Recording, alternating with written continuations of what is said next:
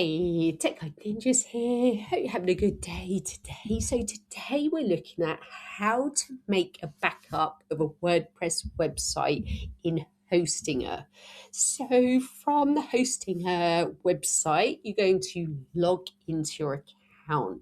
From there, you'll be taken to your Hostinger homepage.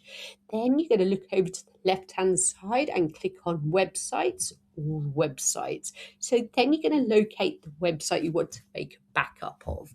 It's important to note, depending on what plan you are on with Hostinger, you will sometimes get automatic backups. So if you're on the premium plan, Hostinger gives you automatic weekly backups.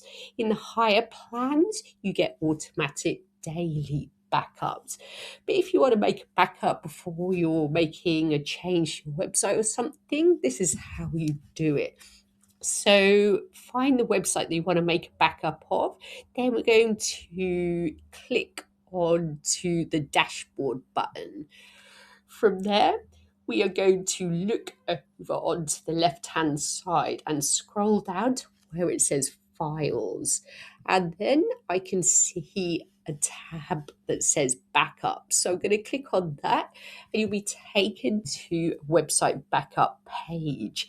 So you can see if you've got automatic backups, it will tell you. But if you want to create your own backup, you should be able to see a manual backups tab. So all you need to do is click on create backup and a little pop-up will come up and it says create a new backup. A backup of your files and databases will be created. It will take anywhere from a few minutes to 1 hour. So if that's what you want to do, click on continue and a backup will be made of your website. I hope that was helpful. Please like the video and subscribe. I will see you soon.